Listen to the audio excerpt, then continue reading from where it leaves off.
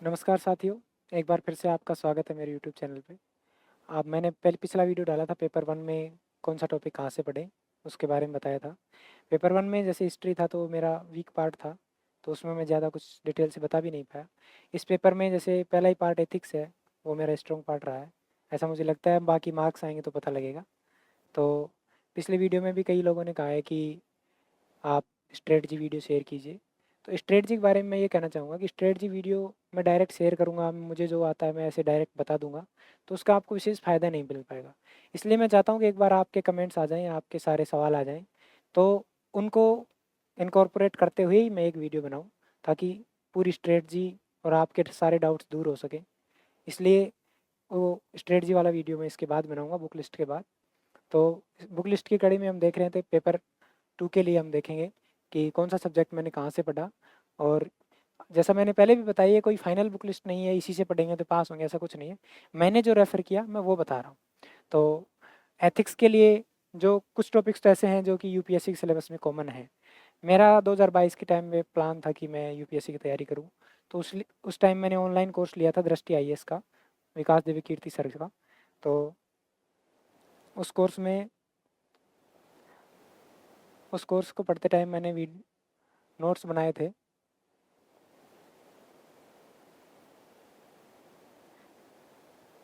और उन्हीं नोट्स की मदद से मैंने ये जो टॉपिक्स हैं, जैसे lessons from lives of teaching and great leaders हो गए, या फिर role of family society and educational institution हो गया, इनके लिए मैंने जो दृष्टि आईएएस के कोर्स को पढ़ के मैंने वीडियो देख के नोट्स बनाए थे, उन्हीं का सहारा लिया है।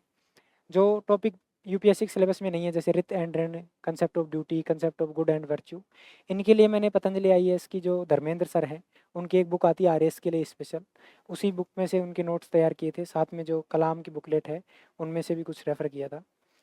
केस स्टडीज वाला जो पार्ट है, हालांकि अभी तक पूछा नहीं गया है, लेकिन फिर भी हमें तैयार करना ही होता है। उसके लिए मैंने दृष्टि आईएएस की एथिक्स के जो बुक है, उसमें प्रीवियस ईयर क्वेश्चन के सॉल्यूशन दिए हुए हैं, वहाँ से मैंने वो सब प्रिपेयर किए थे। इसके अलावा जो एथिक्स में सभी लोग बोलते हैं कि एग्जाम्पल्स का बहुत एक बड़ा रोल रहता है, तो एग्जाम्पल्स के लिए मैंने जो भी यूपीएससी टॉपर्स की पिछले ईयर्स की कॉपीज़ अवेलेबल है इंटरनेट पे, उनमें से लगभग 20-30 कॉपीज़ देखी एथिक्स की, और उनमें जो एग्जाम्पल थे उनको अपने कॉपी में नोट कर लिया, उनको अच्छे से याद कर लिया, ताकि जहाँ ज़रूरत पड़े उनको हम कोट कर सकें। इसके अलावा एथिक्स के सिलेबस में आप देखें कि पिछले 2 ईयर से 23 वाला एग्ज़ाम हो चाहे 24 वाला एग्ज़ाम हो, उन दोनों में ही ये ट्रेंड रहा है आरपीएससी का कि जो फिलोसफिकल क्वेश्चन है वो ज़्यादा आ रहे हैं। जो फिलोसफिकल पार्ट है, जैसे contribution of moral thinkers and philosophers from India and world, ये वाला टॉपिक अधिक इम्पोर्टेंट हो गया है। तो इस टॉपिक के लिए मैंने जो दृष्टि आईएएस की बुक है, उसमें से, इसके अलावा इंटरनेट से जो भी फेमस फिलोसफर्स हैं, उनकी फिलोसफी क्या है, उनके बेसिक पॉइंट्स क्या हैं, उनकी अंडरस्टैंडिंग, मैंने जेमिनाई के माध्यम से, गूगल जेमिनाई या चैट जीपीटी से करके उनका एक समरी बना ली थी और उसका उपयोग किया था। इसके अलावा जो गांधीयन एथिक्स है और गीता है, इसका भी इम्पोर्टेंट रोल रहता है। इसके लिए मैंने, जैसा आप देख रहे हैं, पतंजलि आईएएस की बुक जो है उसी का सहारा लिया था। तो इस प्रकार से एथिक्स में वैसा माना जाता है कि मार्किंग भी थोड़ी ईजी होती है, पहले ये माना जाता रहा। अभी वाली की मार्किंग का तो जब मार्क्स आएंगे तब पता लगेगा, लेकिन मुझे अब भी लगता है कि मेरा एथिक्स स्ट्रॉन्ग पार्ट रहा है। तो इसका जैसे ही मार्क्स आएंगे, कॉपीज आएंगी, तो और पता लगेगा। अभी तो खैर हवा में बातें हैं। नेक्स्ट हम देखते हैं कि सेकंड पेपर में जो सेकंड पार्ट है, science technology physics chemistry biology वाला, उसमें क्या सोर्स मैंने रेफ़र किया, उसके लिए देखते हैं। तो आप इसमें देख रहे हैं साइंस टेक्नोलॉजी के लिए सबसे पहले केमिस्ट्री का पार्ट है। केमिस्ट्री में मैंने बेसिकली कलाम की जो बुकलेट है टेस्ट सीरीज में जो मिली थी, उन्हीं का सहारा लिया है। इसके अलावा जो रेडियो एक्टिविटी वाला टॉपिक है, इसके लिए एनसीईआरटी से फिजिक्स की जो क्लास 12th की बुक का चैप्टर 13 है वो देखा था। और वैसे भी फिजिक्स मेरा सब्जेक्ट रहा है, मैंने एमएससी फिजिक्स में ही किया है, तो इसलिए इसमें वैसे भी मुझे ज़्यादा दिक्कत नहीं थी। इसके अलावा ये जो टॉपिक है, antioxidant, preservative, insecticide, pesticide, fungicide, fertiliser, इनके कुछ एग्जांपल्स, क्योंकि पहले 21 में भी पूछे गए हैं, इसलिए मैंने ये सोचा था कि इनमें और एग्जांपल्स याद करें कि एंटीऑक्सीडेंट 4-5 नाम याद कर लें। तो उसके लिए मैंने सीधा गूगल सर्च किया और गूगल सर्च पे जो जो नाम आए उनको नोट करके नोट्स बनाए थे मैंने। इसके अलावा फिजिक्स की बात करें, तो फिजिक्स में एवरीडे लाइफ वाली फिजिक्स के लिए मैंने कुछ अलग से नहीं किया था। ये तो फिजिक्स से एमएससी हूँ, इसलिए मुझे बेनिफिट मिला। इसके अलावा मैंने कलाम की बुकलेट जो है, जैसे साउंड वाला टॉपिक हो गया, तो इसके क्योंकि साउंड का टॉपिक बहुत बड़ा है यदि फिजिक्स में पढ़ते हैं तो, लेकिन इसमें जनरल नॉलेज के हिसाब से देखें तो उस उद्देश्य से मैंने कलाम की जो बुकलेट है उनको ही रेफ़र किया था। मैग्नेटिक रेजोनेंस इमेजिंग और न्यूक्लियर मैग्नेटिक रेजोनेंस, ये भी कलाम की बुकलेट में बहुत अच्छे से दिया हुआ था, तो ये मैंने वहीं से किया था। अब नेक्स्ट पार्ट है बायोलॉजी का। बायोलॉजी मेरा वीकेस्ट पार्ट रहा है, तो 2023 वाले अटेम्प्ट में मैंने एक ब्लंडर किया कि मैं इसको पढ़ के ही नहीं गया, लेकिन किस्मत कहें या ये जो भी कहें, संयोग ये रहा कि इतने टफ क्वेश्चन नहीं आए और मैं बच गया जैसे तैसे करके।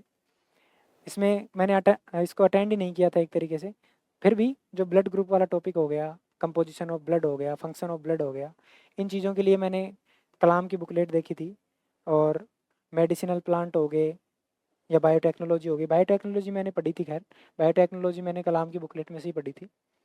2024 के अटैम्प्ट में तो मैंने सारा ही लगभग लगभग सभी टॉपिक्स ही कवर किए थे, लेकिन अभी क्योंकि ट्रेंड चेंज हो रहा है तो मैं सिर्फ 23 वाला अटैम्प्ट बता दूं, 24 वाला अटैम्प्ट की मैंने क्या नया किया, क्या अलग किया, क्योंकि मुझे भी 23 का एग्ज़ाम देके लगा था कि कुछ चीज़ें नई करनी पड़ेंगी, कुछ चीज़ें कमी रह गई हैं। उन चीज़ों के लिए मैंने जो 24 के अटैम्प्ट में नए सिरे से कुछ चीज़ें की, कुछ चेंज किए मेरे सोर्सेज में, नोट्स को अपडेट किया, वो भी चीज़ें मैं साथ ही जोड़ के बता रहा हूँ। क्योंकि 23 की बता दूँ फिर 24 में जो चेंजेज हो गए उसका अपडेट आपको नहीं मिले, वो भी सही नहीं होगा। इसलिए मैं जो चीज़ें अपडेट करके 24 में की और 23 में जो की, उनका एक समेकित रूप से जो हो सकता है वो आपको बता रहा हूँ। नेक्स्ट हम देखते हैं टेक्नोलॉजी वाला पार्ट। टेक्नोलॉजी वाले पार्ट में जो बेसिक कंप्यूटर साइंस है, इसके लिए मैंने कलाम की बुकलेट में शुरू के 10-20 पेज हैं, उनमें बेसिक कंप्यूटर की जनरेशन वगैरह दे रखी है। हालांकि इससे कभी सवाल पूछा नहीं जाता है, लेकिन मैंने वहाँ से किया था।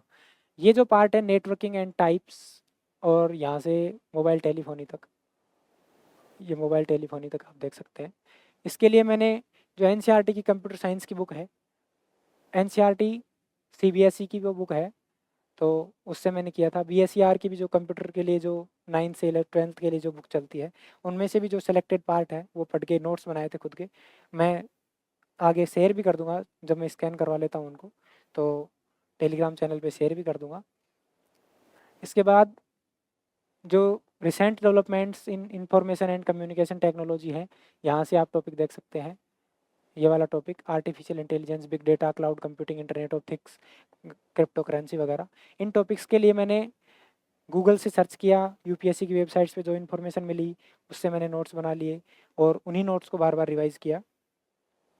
आईटी इंडस्ट्री इन इंडिया और डिजिटल इंडिया के लिए जो गवर्नमेंट की वेबसाइट है, डिजिटल इंडिया की जो वेबसाइट है, और ministry of electronics and telecommunication की जो वेबसाइट है उसका सहारा लिया।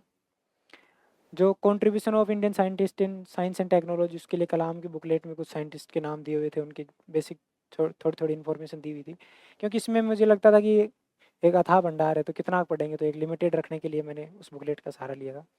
स्पेस टेक की यदि बात करें तो बेसिक अंडरस्टैंडिंग के लिए तो कलाम बुकलेट देखी थी कि किस प्रकार से मिसाइल प्रक्षेप होती है, कितने प्रकार के सैटेलाइट हैं, कितनी जनरेशन है अभी तक। हालांकि उससे सवाल सामान्यतः नहीं पूछा जाता है, लेकिन फिर भी एक बेसिक अंडरस्टैंडिंग हुए बिना आप आगे की चीज़ें नहीं पढ़ सकते, इसलिए मैंने वो वहाँ से पढ़ा था। और अभी तक सवाल नहीं पूछा गया, इससे हम ये भी नहीं मान सकते कि आगे भी नहीं पूछा जाएगा, तो तैयार तो करना ही पड़ता है। इसके बाद की जो चीज़ें हैं वो इसरो की वेबसाइट से मेनली मैंने पढ़ के उनसे नोट्स बनाए थे। जैसा मैंने पिछले वीडियो में बताया, आप यदि चाहेंगे तो वेबसाइट्स को कैसे पढ़ना है, उनसे कंटेंट कैसे मैनेज करना है, कैसे नोट्स बनाने हैं, उसके बारे में मैं बता दूंगा। जो डिफेंस टेक्नोलॉजी है उसके लिए DRDO की वेबसाइट से मैंने नोट्स बनाए थे। मैं मेरे टेलीग्राम चैनल पे एक शेयर भी करूँगा कि किस प्रकार से DRDO की वेबसाइट से डायरेक्ट RPSC ने सवाल पहले भी पूछा हुआ है, तो उसका मुझे फ़ायदा मिला। मैंने वेबसाइट से नोट्स बनाए, उन वेबसाइट से जो ऑफिशियल वेबसाइट है, ऑफिशियल वेबसाइट से नोट्स बनाने का फ़ायदा ये है कि जो RPSC का एग्जामिनर है वो भी सामान्यतः वहीं से सवाल उठाता है, तो उसका मुझे फ़ायदा मिला। इसके मैं कुछ प्रूफ भी दिखाऊंगा आपको आने वाले टाइम में कि किस प्रकार मैंने पहले ही स्क्रीनशॉट भी ले रखे थे रिवीजन के लिए, कुछ वेबसाइट्स के कुछ के नोट्स लिख के बना लिए थे। इसके अलावा टेक्नोलॉजी के लगभग सभी टॉपिक्स के लिए मैंने कनेक्ट सिविल्स जो कोचिंग है उसके नोट्स हैं, हालांकि वो काफ़ी बड़े हैं, तो मैंने जब ये सब कुछ एक बार तैयार कर लिया उसके बाद उसको रेफरेंस के रूप में कि कोई टॉपिक जो मैंने पढ़ा है उसमें कोई चीज़ छूट तो नहीं रही है, वो चीज़ देखने के लिए मैंने एक बार रेफरेंस के लिए इन नोट्स को भी देखा था सप्लीमेंट करने के लिए। तो इस प्रकार से आप देख सकते हैं साइंस और टेक्नोलॉजी का सिलेबस काफ़ी लंबा है। आप यहाँ से आप देखेंगे ये टॉपिक्स इतने हैं कि टेक्नोलॉजी का ही सिलेबस बहुत बड़ा हो जाता है, और बायोलॉजी और ये सब है, तो मैंने इसीलिए रिस्क लिया था कि इतना बड़ा सिलेबस है तो बायोलॉजी में से सवाल कम पूछे जाने की संभावना है, और पहले कम ही पूछे गए हैं, तो उसी ट्रेंड के हिसाब से मैंने किया था, और संयोग से एक या दो सवाल पूछे गए जो टफ थे, बाकी मैनेज हो गया कैसे करके। तो इसके बाद हम देखते हैं कि नेक्स्ट पेपर 2 का पार्ट है, थर्ड पार्ट ज्योग्राफी। ज्योग्राफी में सबसे पहला पार्ट है वर्ल्ड ज्योग्राफी। वर्ल्ड ज्योग्राफी में structure of earth, geological time scale, broad physical feature, ये वर्ल्ड के हैं। तो ये सामान्यतः ये वाला टॉपिक जो प्री के टाइम पढ़ा था उसी से मदद ली थी, इसके लिए अलग से कोई सोर्स रेफर नहीं किया था। प्री के टाइम मैंने कलाम की जो बुकलेट है, जो मेंस की बुकलेट है, उसका सहारा लिया था। और जो earthquake and volcanoes types and distribution, in topics के लिए जो आगे के जो टॉपिक्स हैं मेजर एनवायरमेंटल, ये दोनों इश्यूज हैं, ये एनवायरनमेंट की आप किसी भी बुक से पढ़ सकते हैं नॉर्मली, क्योंकि इसमें ऐसा डिटेल से तो दे नहीं रखा, जनरल टर्म दे रखी है मेजर एनवायरमेंटल इश्यूज, तो इसलिए मैंने इनको जनरली जो यूपीएससी की वेबसाइट से वहीं से कवर किया था। ये जो बाकी दोनों ये टॉपिक हैं, इनके नोट्स यदि आप देखें तो मैंने विजन आईएएस के जो ज्योग्राफी के नोट्स हैं उनका सहारा लिया था। उनको और कलाम की बुकलेट्स को मिला के मैंने एक नोट्स तैयार किए थे खुद के, और वहाँ से फिर मैंने पढ़ाई की थी इसकी। यदि इंडिया के पार्ट की बात करें, इंडियन ज्योग्राफी की बात करें, तो इसमें एनसीईआरटी जो है 11th-12th की फिजिकल ज्योग्राफी की, उसका बहुत इंपॉर्टेंट रोल रहता है। एनसीईआरटी में आप देखें ब्रॉड फिजिकल फीचर्स के लिए अलग चैप्टर में आप अलग अलग में देख पाएंगे, वहाँ से पढ़ के। इसके अलावा जो विजन आईएएस के जो नोट्स थे उनसे, तो ऐसे सिंगल सोर्स पे डिपेंड नहीं रहा था, लेकिन एक बार एक सोर्स से पढ़ लिया, उसके बाद अलग अलग सोर्स से उसको सप्लीमेंट करके अपने नोट्स को एनरिच करता गया। इस प्रकार से मैंने खुद के नोट्स तैयार किए थे। मेजर फिजियोग्राफिक डिवीजन हो गए, ये मेजर रिवर, ये सभी टॉपिक्स के लिए वही विजन और एनसीईआरटी की सहारा लिया था। जो नेचुरल रिसोर्सेज हैं, इसमें वाटर रिसोर्सेज में 2023 में छोड़ के गया था, 24 वाले अटैम्प्ट में मैंने एनसीईआरटी से अच्छे से कवर किया था। फॉरेस्ट, सोइल, ये सभी एनसीईआरटी से कवर किए थे, और साथ में विजन आईएएस का भी सहारा लिया था। पॉपुलेशन ग्रोथ डिस्ट्रीब्यूशन, इसके लिए मैंने जो कलाम की बुकलेट है केवल उसी का सहारा लिया था। कलाम की बुकलेट में पॉपुलेशन के लिए ठीक ठाक मटेरियल दे रखा था। फिर ये फैक्चुअल चीज़ें हैं, मुझे याद फैक्ट्स बहुत इतने जो डेटा है वो कम याद रहता था, तो इसलिए मैंने उसके लिए कलाम की बुकलेट में जितना कुछ दे रखा था उसको याद करने की कोशिश की थी। और लास्ट टाइम एग्ज़ाम के टाइम भी ये सोचा था कि कलाम के जो बुकलेट में जो भी डेटा दे रखा है उसको लास्ट टाइम एक बार देखे जाए, उसके नेमोनिक्स बना लिए, कुछ ट्रिक्स बना ली, ऐसा करके याद करके मैनेज किया था ज्योग्राफी को। और आपने देखा भी होगा कि ज्योग्राफी में पॉपुलेशन से सवाल भी आया था, राजस्थान पे आया था हालांकि। तो नेक्स्ट पार्ट आप देखेंगे राजस्थान का है। राजस्थान ज्योग्राफी के लिए मैंने सबसे पहले तो प्री में जो पढ़ा था उसको एक बार अच्छे से रिवाइज़ किया, और प्री में जो पढ़ा था उसको अच्छे से रिवाइज़ करने का फ़ायदा ये हुआ कि जो ये रिवर्स एंड लेक्स हैं, ये वाला टॉपिक समझ लीजिए, वेजिटेशन टाइप वाला टॉपिक हो गया, या फिर जो मिनरल्स वाला टॉपिक हो गया, इनमें ऐसा अलग कुछ नहीं है जो प्री में अलग है और मेंस में अलग है। इन टॉपिक्स के लिए तो मैंने जो मेरी पहले से तैयारी थी, जो पहले भी मैंने बताया कि जो दीनदयाल पब्लिकेशन की बुक थी उसी का सहारा लिया था, उसमें जो स्टैटिक पार्ट दिया हुआ है उसी से तैयारी की थी।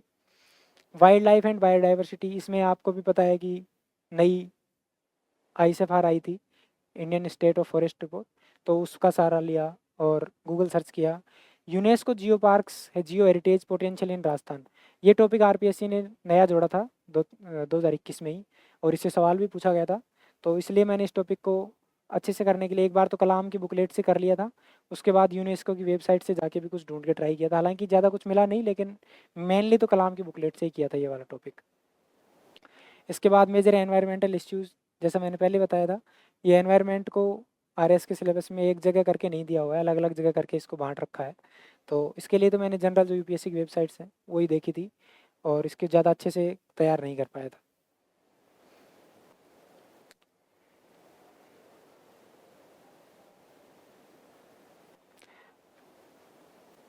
ये हुआ पेपर 2। पेपर 2 के तीनों पार्ट कंप्लीट हो गए।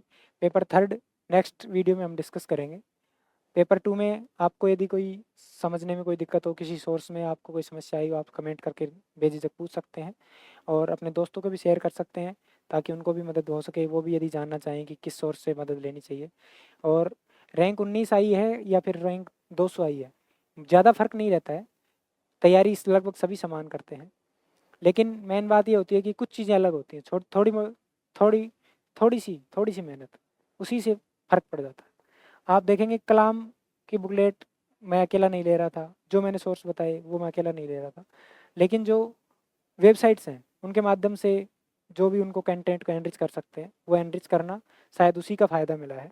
तो मैं आपसे भी यही कहूँगा कि कंटेंट को एनरिच करते रहें, अपडेट करते रहें। ऐसा नहीं कि एक जो मैंने बता दिया उसी पे स्टिक होके बैठ जाएँ और अपने कंटेंट को रेगुलर अपडेट करते रहें। और कंटेंट को लिमिटेड रखना भी ज़रूरी है। और मेंस की तैयारी आप सोचें कि प्री के एग्ज़ाम के बाद हो जाएगी, तो वो पॉसिबल नहीं है। तो जो बड़े सब्जेक्ट्स हैं, उनको आप एक बार पहले से ही तैयार करके कर लेंगे तो शायद ज़्यादा बेहतर होगा। पेपर 2 के इस बुक लिस्ट वीडियो में इतना ही, और आगे भी और बातें स्ट्रेटजी से रिलेटेड या फिर और भी किस प्रकार से इंटरव्यू की तैयारी कर सकते हैं, उन चीज़ों के बारे में हम बात करते रहेंगे। और आप अपने दोस्तों को शेयर कर सकते हैं, चैनल लाइक कर सकते हैं यदि वीडियो आपको पसंद आया तो। और बहुत बहुत धन्यवाद इस वीडियो को अंत तक देखने के लिए। Thank you.